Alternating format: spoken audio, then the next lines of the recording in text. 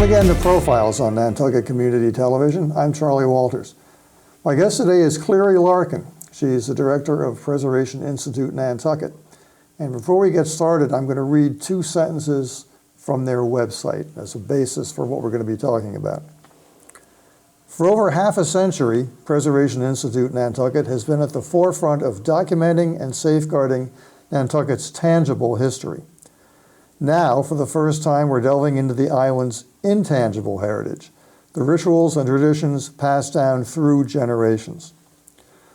First, welcome to the show. Thank you, Charlie.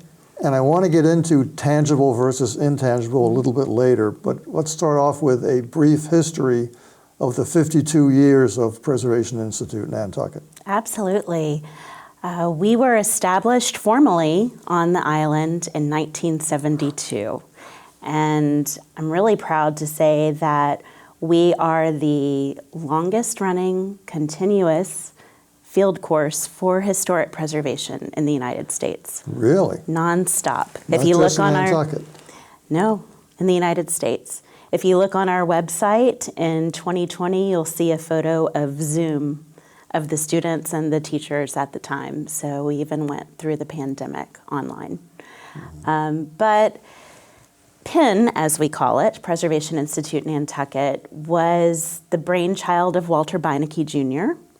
And he really was thinking about the importance of documenting Nantucket's heritage in the 1960s. To give you a little bit of context, 1966 was the passage of the National Historic Preservation Act. And that really gave federal policy and codified United States historic preservation. And with that, there was funding that got passed down to these new offices called SHPOs, State Historic Preservation Offices. And then that funding got passed down to municipalities, certified local governments, historic preservation programs.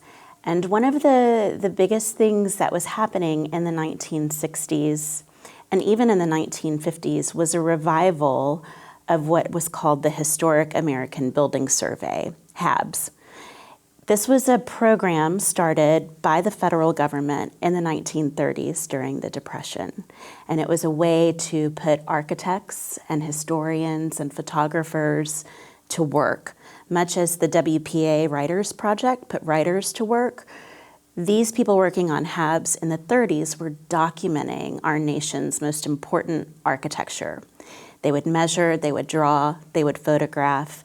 The drawings would go into the Library of Congress. So it was preservation through documentation. This program was revived in the 50s and 60s, and Beinecke was really interested in documenting the buildings on Nantucket. And at that point in time, universities were doing HABs documentation. And as far as I understand it, he had invited a couple of different universities up during the 60s to partner with and do some preservation research and HABs documentation. Where he hit gold was when he invited University of Florida School of Architecture professor Blair Reeves to come up and bring students to do this. And Blair had been working on HABs documentation across the United States for years. He was a very well-known preservationist. And when Blair came up with his students, it seems to me from everything that I've heard that he and Walter just really clicked. They hit it off. They had a great sort of collaborative mindset in what they could do for preservation on Nantucket. Well, it was very fitting that Walter Beinecke would be the man to do that, because he was the man who, we'd been here all his life, but he came along around 1960 and saw the potential for Nantucket, good and bad, and he set the tone for the architecture, the economy, and so on of Nantucket. Right. So to know that while he was doing that as money-making directions, he was still doing this. Yeah, I think it was in 1957 that he established the Nantucket Historical Trust, which was really the first sort of nonprofit organization on the island, as far as I'm aware, that focused on preservation. You know, he also bought the old Ocean House Hotel Yes. and restored that. Nantucket looms, using Nantucket looms and the heritage of weaving to make the upholsteries, the linens, the woodworking knowledge, the carpentry knowledge on the island to help with the restoration of that. So, you know, he was purchasing buildings and doing preservation and restoration work well before nationally it became codified in 1966. And so I think what he realized is the importance of training practitioners and educating people on preservation. And I think he wanted to work with Blair to really establish an educational program on the island in the summers.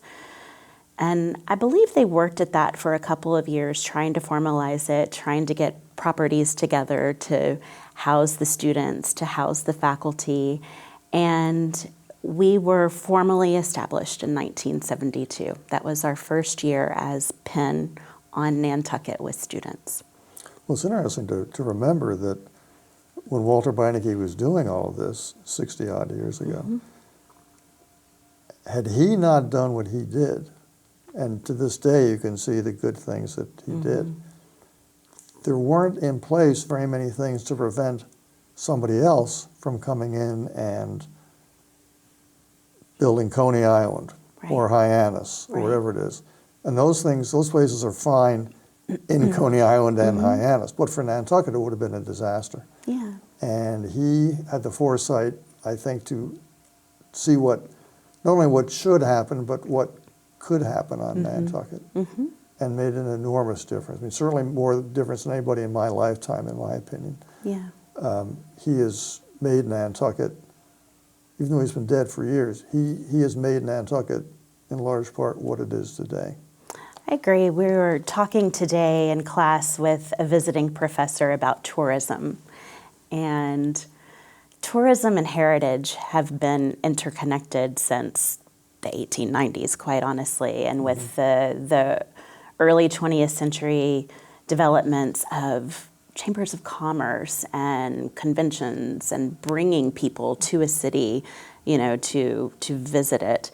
But really, post-war, post-World War II tourism and heritage connected to that, thinking about places like Colonial Williamsburg that was established in the 1920s, St. Augustine, Florida, where we also work, using these models of historic places, reviving them, and sometimes not just reviving them, but also recreating them, which happened in Colonial Williamsburg, Yes. happened in St. Augustine, happened here.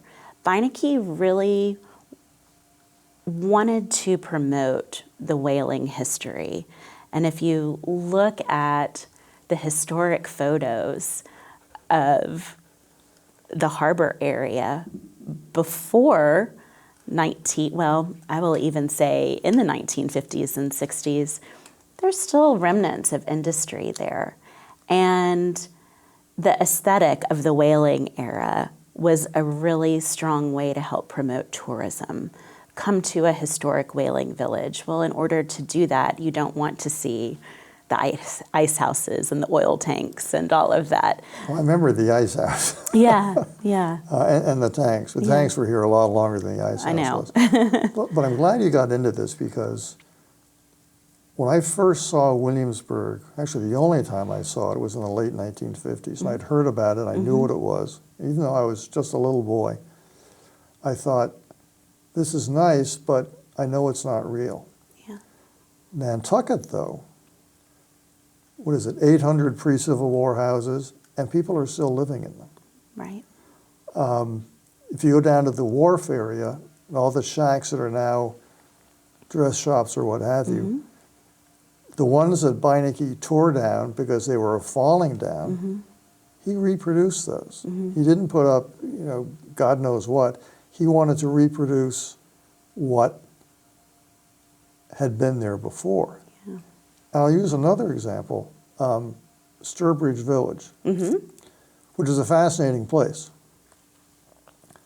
But none of those buildings was where they are now. Right. They took buildings from areas, in different states nearby, and they constructed their own village. Right. So the buildings are authentic, but the village, the buildings as a village are not. Right. But again, on Nantucket, you've got all these houses that were here 150, 200, 250 years ago. They're where they were for the most part. Yeah. People are living in them. It's history, and yet it's contemporary life. Anyway, that's my tangent. Yeah. Continue. Yeah. Well, I mean, I think it's a fun thing to think about Nantucket's history of moving buildings and reuse Yes. and being naturally sustainable in a way, valuing materials and architecture and not losing it. Our faculty cottages, there are 3 of them, and they're all buildings that Beinecke brought to that site for faculty. So it is a tradition in a way. Well, it is. There's a lot. In fact, I guess there's more moving here than there is in any other city or town in the Commonwealth of Massachusetts. But still, most places are where they were. Yeah. It's both at the same time.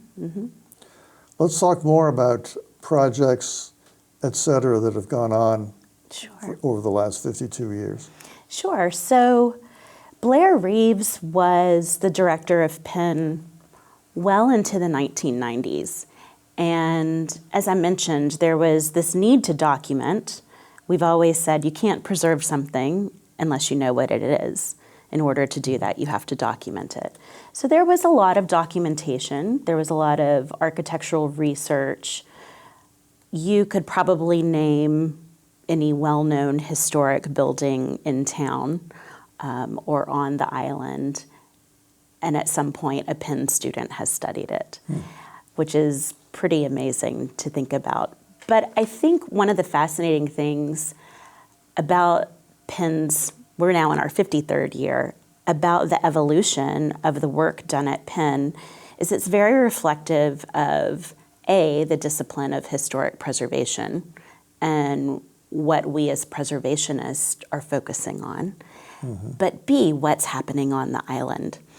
Penn has always been community-driven in its focus. What does the island need or want? What can we help with? So, for example, in the 1980s, there was a lot of research into growth management and planning. There was a lot of research into sort of an urban design or a master plan for new development that would fit in, that would be appropriate. There's been research on affordable housing back in the 1980s. That big construction boom that happened here.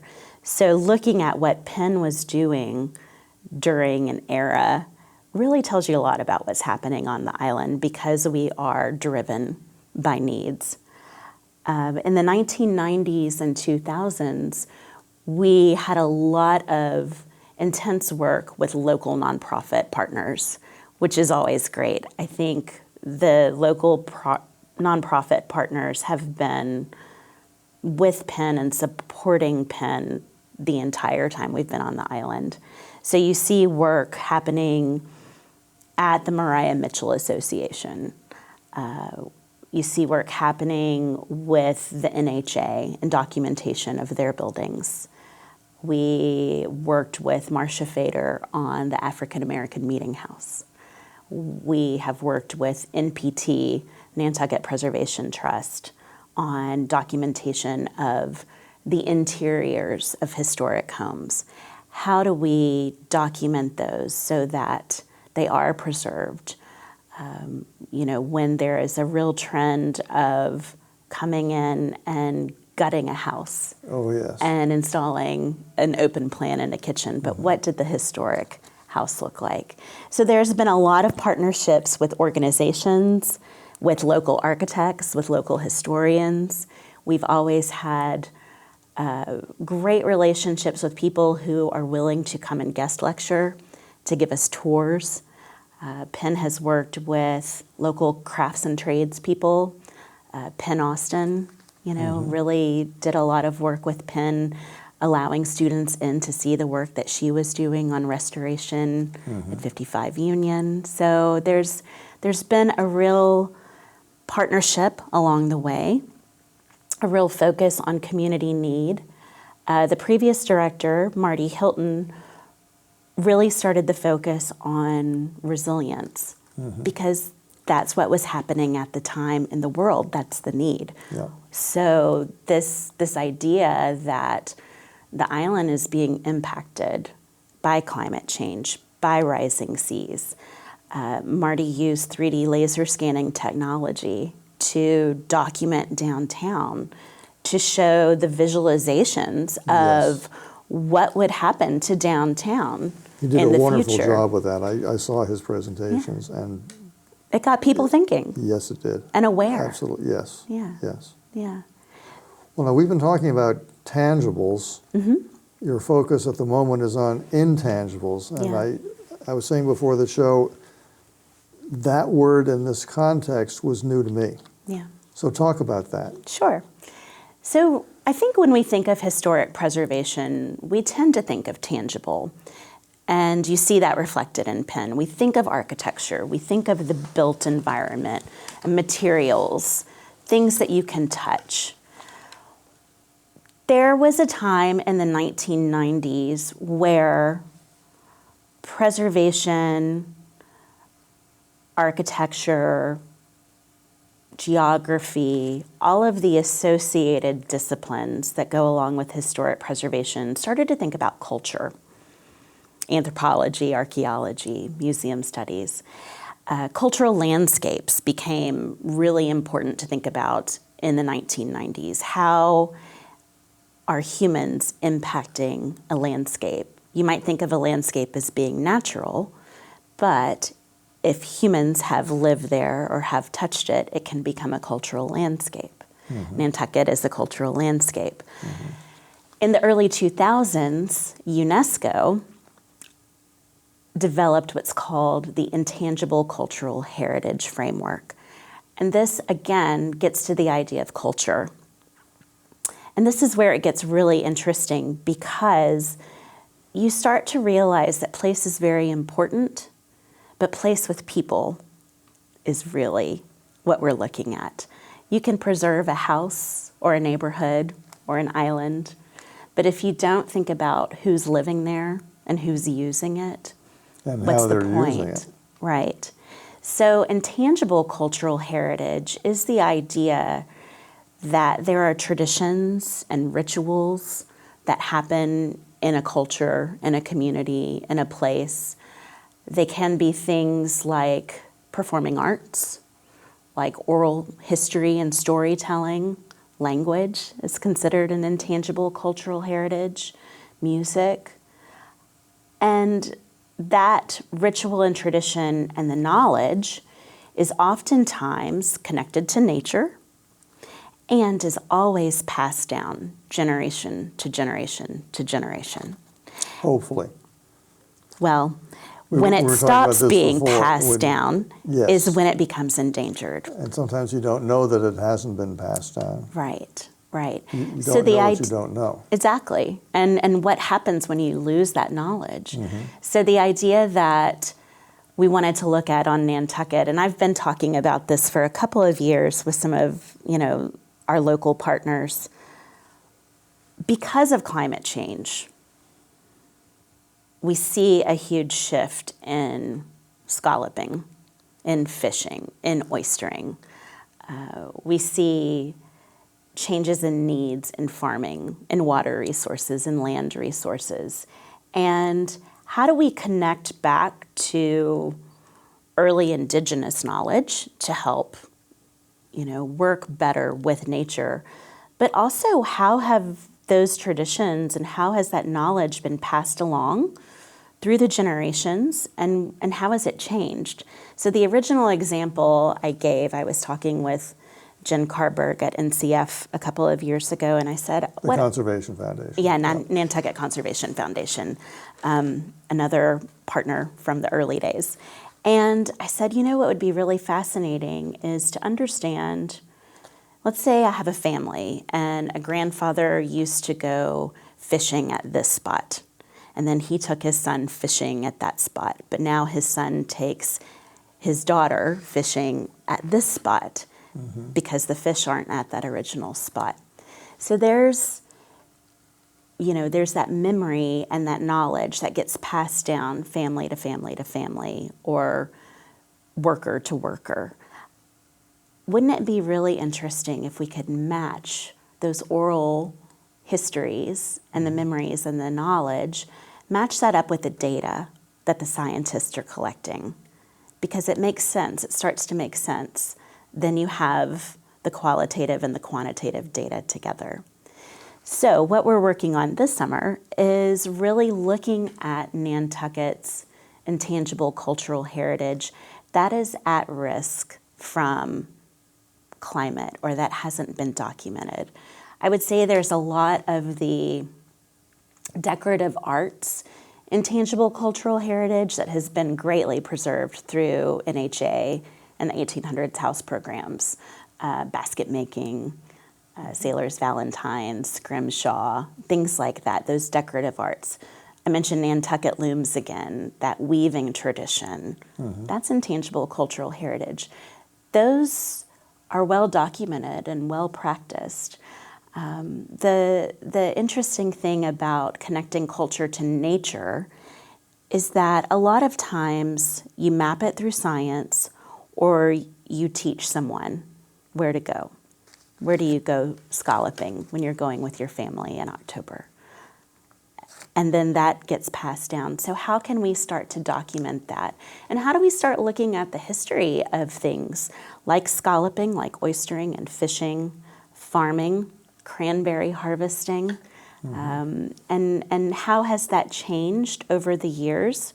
When we started this project, we were thinking a lot about climate change and the impacts on these traditions, which means so much to Nantucket.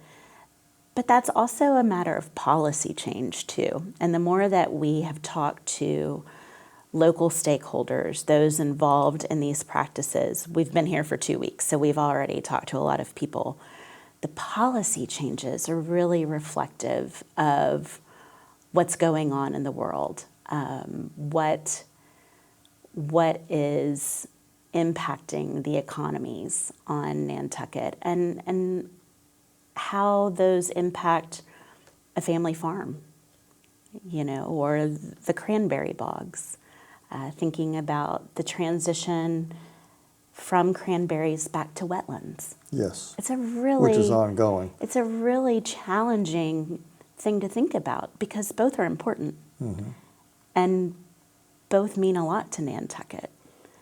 But the ingredient of the economics of it, which you wouldn't think, well, what's that have to do with something? Well, a lot. Right.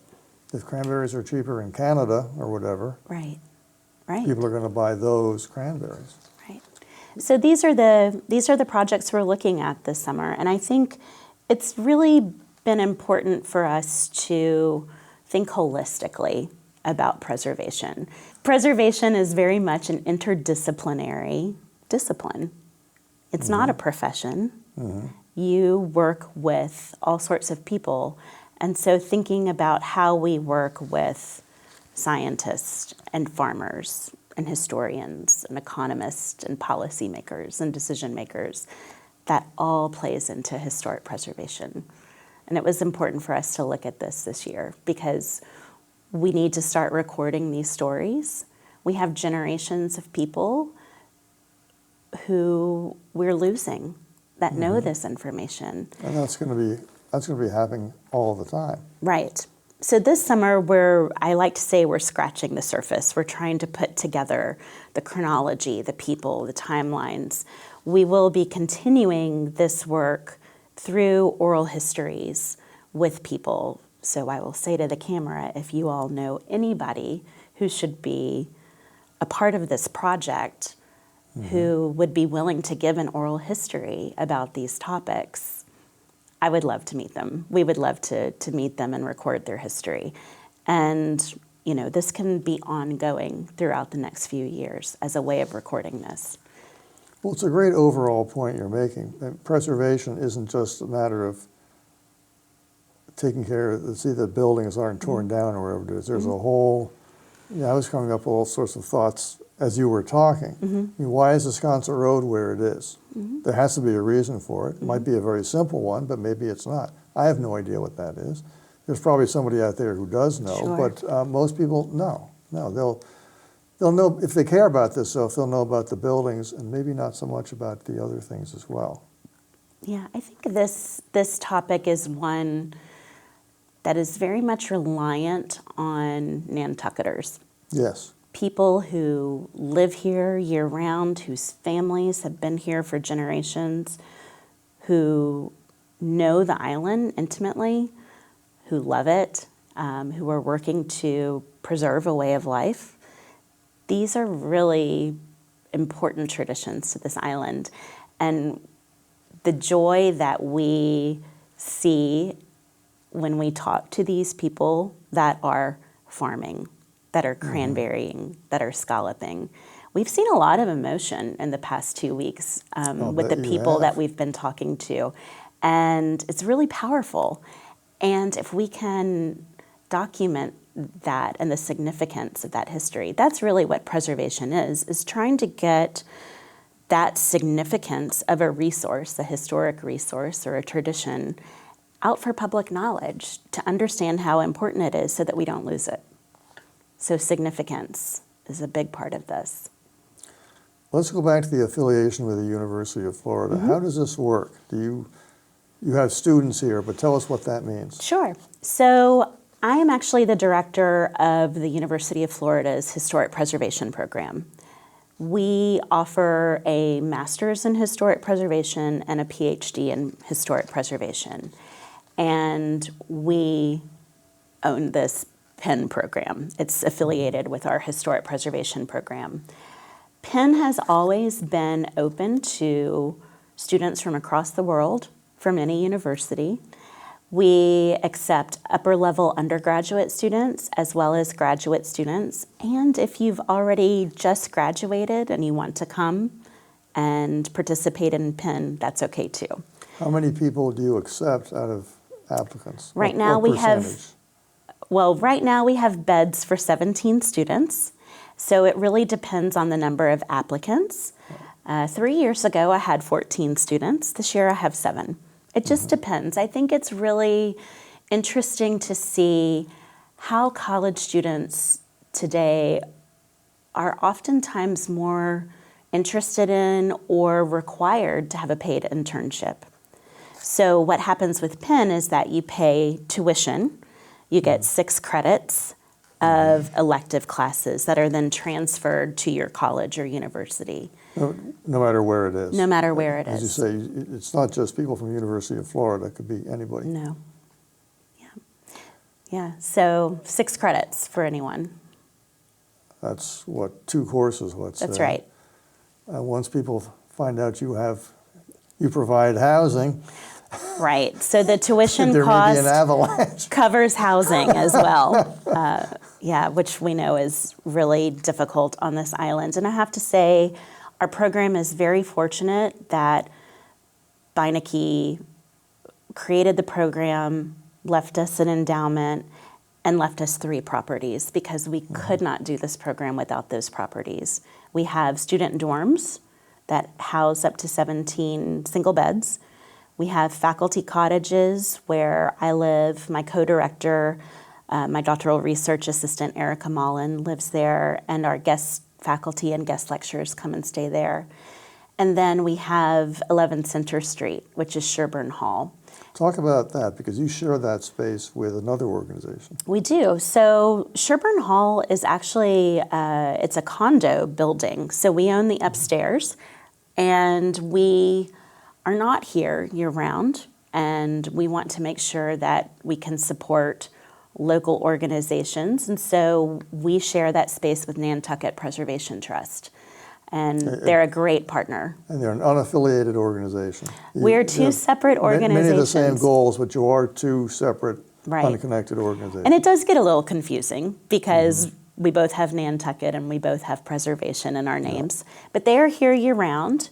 Mary Bergman, Julie Keever, Rita Carr, they're doing amazing work. They are the local preservation advocacy and nonprofit and educator on the island. So it's a really great partner to share our space with. Now, when you're not here, not just you personally, but when Penn is not here, which is what, 9 months, 10 months out of the year, what's Penn doing?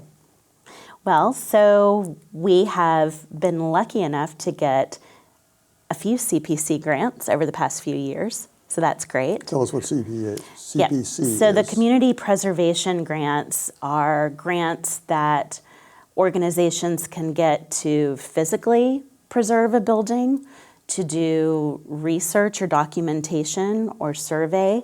So a couple of years ago, Penn had a CPC grant working with Nantucket Preservation Trust on documenting interiors of houses. This year, we are really fortunate to have 2 grants working with the town of Nantucket. One will be for assessing the streetscape of Upper Main Street. We all know the materials there are historic, and it's also a tricky place to walk. And there's also beautiful trees with a lot of roots that are buckling up materials. And we also know that DPW has a lot of work to do on our historic roads and sidewalks. And so working with the town, we're wanting to document the materials and conditions of Upper Main Street.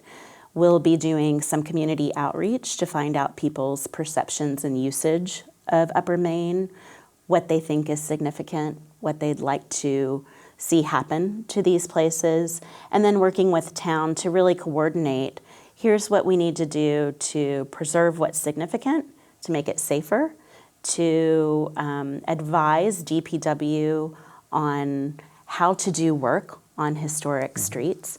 So we had a CPC grant 2 years ago, I believe, that looked at streetscapes along Center and a couple of other streets. And that really kind of kicked off some important thinking that our streets and sidewalks have been a little neglected as far as documentation and preservation. And just to remind people, if you've gone to an annual town meeting, you have probably voted on CPC grants. Right. So So thank you for your vote. here's how they've worked. Right. And continue to work. That's something that Right. happens at all annual town meetings. Right. The second CPC grant that we're working on, I'm also very excited about. The town recently had a partnership with a consultant to look at the need for surveying the entire island, to understand the physical history and architecture of the island. And out of this town survey plan, they identified 59 areas to be surveyed. They broke the island up into 59 different survey areas. Some of those areas are currently being surveyed by the consultant. Fish Lots was one of the first. Brant Point is underway now. Fish lots are in town near Main Street. That's right. And 2 local historians, an architect, Marcia Fader and Betsy Tyler, are working in Sconset with the Sconset Trust on one of those surveys. And we are going to be working with the town on studying what's called the West Monomoy neighborhood. The West Monomoy neighborhood. Now, do you know what else that has been called? Because it has I have multiple no idea. names. I've never heard of West Monomoy. I knew Right. Monomoy, of course, but Right. What else has it been called? It's also been called New Guinea. It's also been called Newtown. Oh, okay. I know where New Guinea used It's to also be. been called Town Gate. Yeah. So there's a lot of history in this neighborhood, and it's not been fully surveyed architecturally. So we're getting started on this, doing a reconnaissance survey to just identify the buildings, potential construction dates, potential building owners, and architectural styles. We will be working with the community. Again, community outreach and community collaboration is really important in the work that we do. Trying to determine what the community sees as significant.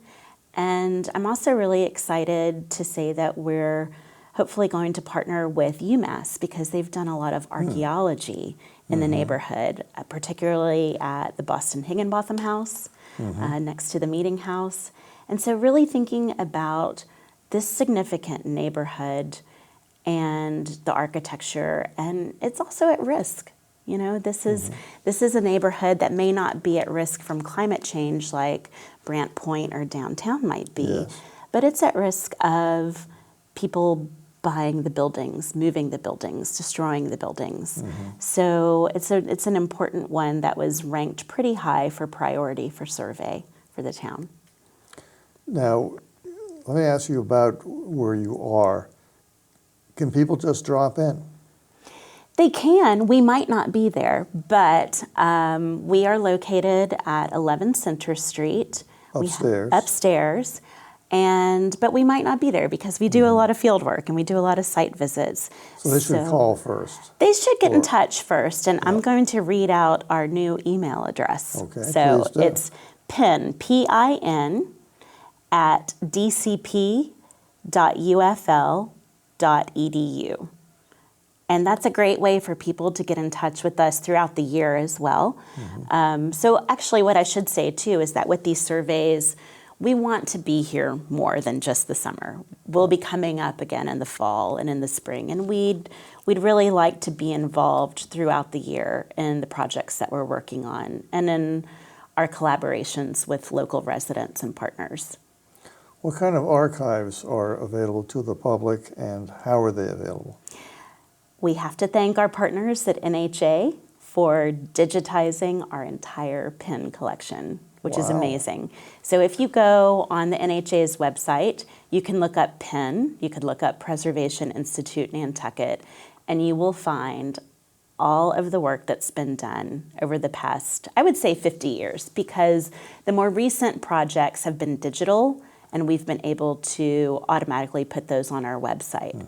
So the next task that I have to do is link all of those projects to our timeline on our website. We have what's called a yearbook, where you can click on a year, let's say 1986, see who the director was, see who the guest lecturers and speakers were, see who the students were and where they're from, and then see what projects they were working on. So what I'd like to be able to do this year is to be able to click on a project and it will take you to the NHA link.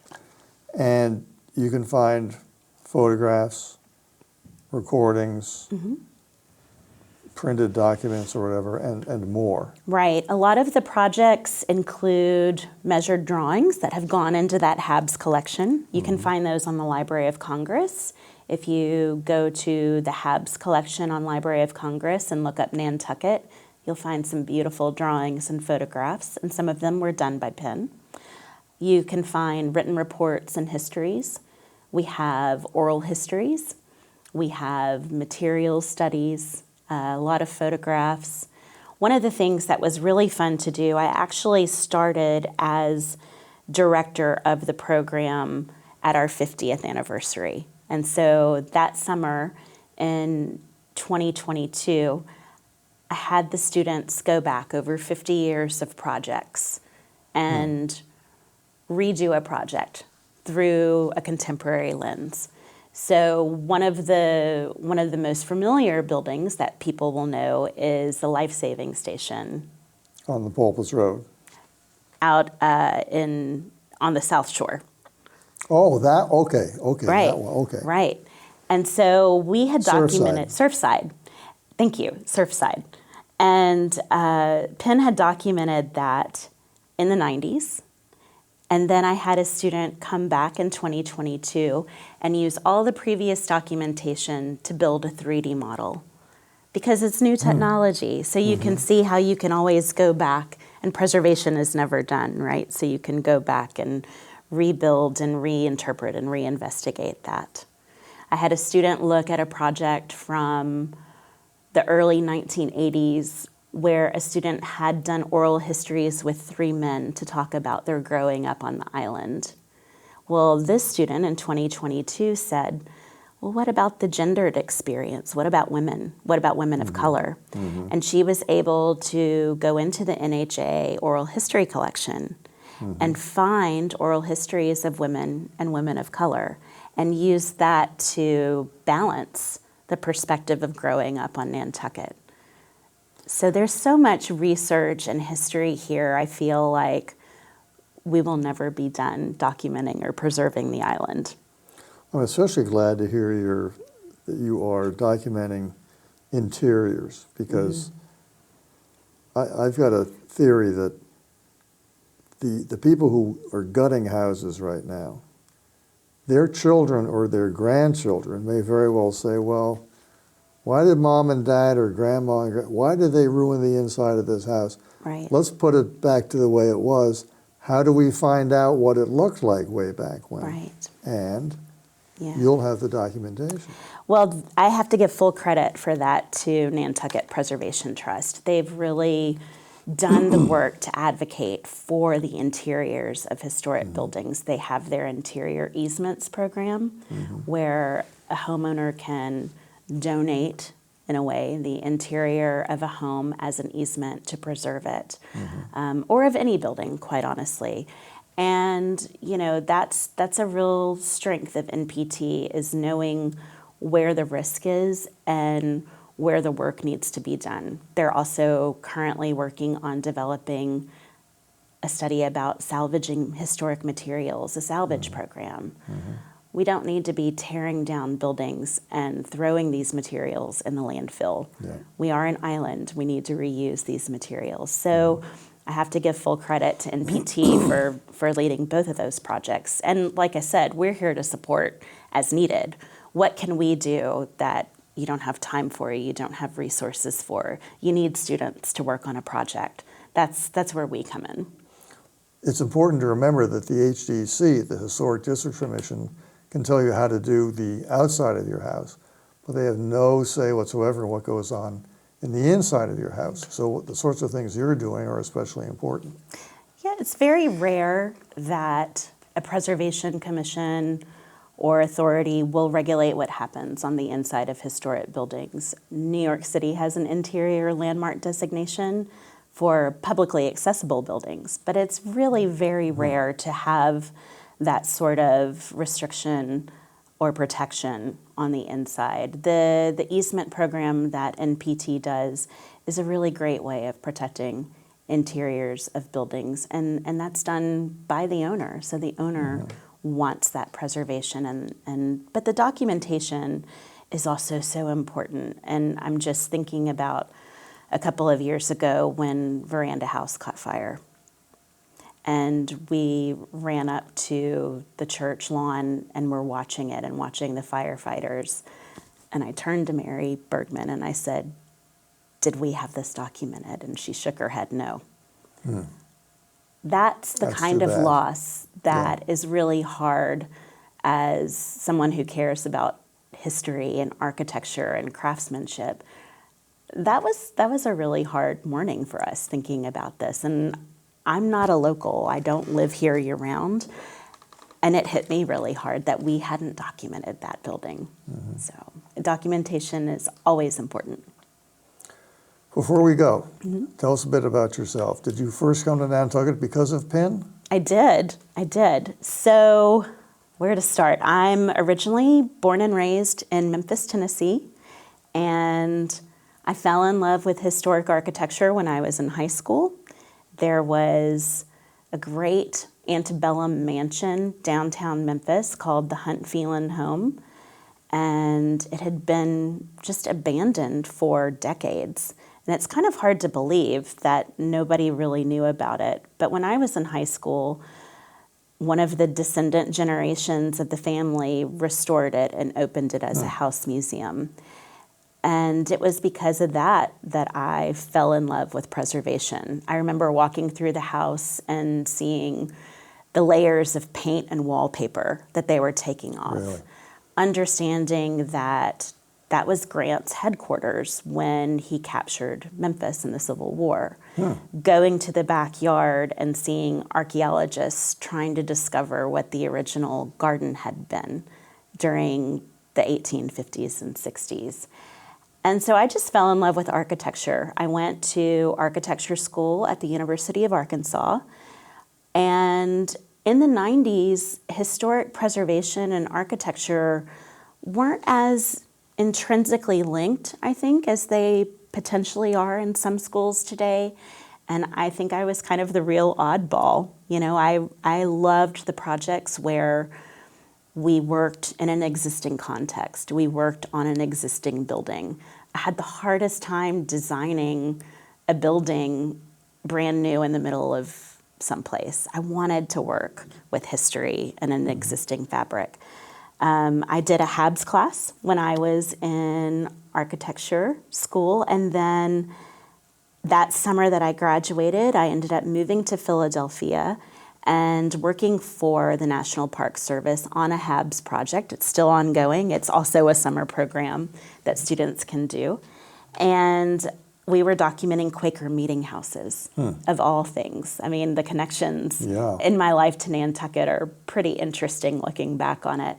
But I really fell in love with preservation and documentation that summer. I moved on after that to get a job at an architecture and planning firm in Stanton, Virginia, called Fraser Associates. Here's another interesting tidbit that Bill Fraser, the partner, and his wife Kathy Fraser, they were both University of Virginia grads. She's an architect, he's an architectural historian and urban planner. He was at Penn in 1974, I believe. Small world. Small world. So I worked there for 6 years. I did pretty much everything. I served as a photogrammetrist doing digital documentation of buildings. I designed numerous architectural projects on historic buildings. I wrote National Register nominations. I served as a review board member similar to HDC. I sat on staff and did certificate of appropriateness permits. And I had always known when I was in architecture school that I wanted to get a master's in historic preservation. So in 2005, I moved to New York City and went to Columbia and got a 2-year Master of Science in Historic Preservation. It was a really interesting time to study historic preservation. Hurricane Katrina hit 3 days before I started classes in New York City. And the focus of the entire preservation discipline and world suddenly turned to heritage and climate and resilience. And I mean, I get chills just thinking about it because it was a really powerful moment for us to be thinking about what does it mean to live in America's historic places. Our most historic and oldest places are on the coast. That's where we settled. And they're all being affected by sea level rise and climate change. And it was a real eye-opening experience to be starting preservation and to have the focus of every conversation nationally at the conferences, at the exhibits, the National Trust, the World Monuments Fund, the American Institute of Architects. Everybody was talking about climate resilience and heritage. And it had a real impression on me. And I wanted to go to New Orleans and the Gulf Coast after graduation to work, but they were still just trying to get their people back home. And so I ended up staying in New York City. I worked for an amazing architecture firm called Buyer Blender Bell, one of the oldest and most well-known architecture firms for practicing historic preservation. The first director of historic preservation at that firm was a gentleman named James Marston Fitch, who is considered by many to be the grandfather of historic preservation. He started the program at Columbia, the program at University of Pennsylvania. He was an early writer on sustainability, climate, embodied energy in buildings, heritage, and I worked there for 8 years. Had an amazing opportunity to work on New York's most well-known landmarks, the Empire State Building, Grand Central Terminal, the Beacon Theater, the Brooklyn Navy Yard, and it was just an amazing time in my career. I worked there through the economic downturn in 2008 through 2010, and I started to see the shift from focused work on public good and public serving institutions, theaters, museums, institutional projects that I really felt were making a difference for community. And after the downturn, it seemed like those institutional projects took a while to come back. And we started seeing more and more developer and housing and, this kind of crunch of development in New York City that people were really getting upset about. And there's no affordable housing left. There's skyscrapers being built along Central Park that are casting shadows, and the people that are buying the penthouses don't even live here. It's their third or fourth home. These things are starting to sound familiar no matter where you go. Yep. Nantucket is a unique and special place.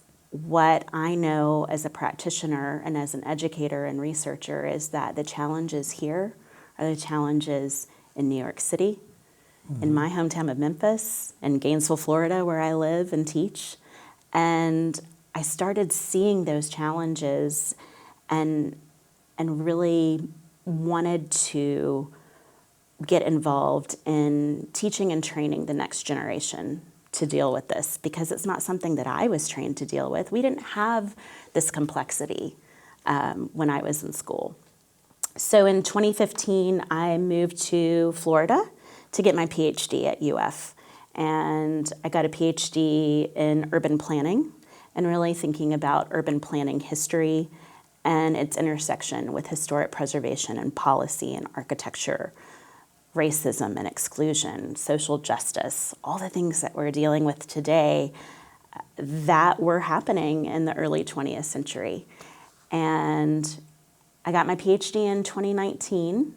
I started working at a research institute there called FIBRE, Florida Institute for Built Environment Resilience, working with communities, small communities in Florida that were being hit by hurricanes, that were historic in their own right, that needed help and planning and assistance. And throughout my PhD, I was involved with the historic preservation program at UF, and I was guest lecturing at Penn. I first came up here in 2017, I think, as a guest lecturer. And then we were involved in the Remain Nantucket Envision Resilience Challenge and working on the Washington Street project, looking at resilience efforts for that. So I've been coming to Nantucket as a guest and as a juror and faculty since 2017. And of course I fell in love with it. Who wouldn't fall in love with studying historic preservation and teaching about these complexities on Nantucket? So I consider myself really fortunate that this is how I get to spend my summers and hopefully be up here more in the fall and the winter to do work here. Well, as you've indicated, it's a never-ending story, and I'm delighted you're here to be telling us about it. Thank you. Cleary Larkin, thank you for coming on Profiles today. This has been educational and fun. Thanks, Charlie. I always enjoy talking with you. and thanks to the Preservation Institute for what they're doing. This is important stuff, and I hope it continues for at least another 52 years. It's our pleasure. Thank you. For Profiles on Nantucket Community Television, I'm Charlie Walters. Thank you for tuning in, and please tune in again.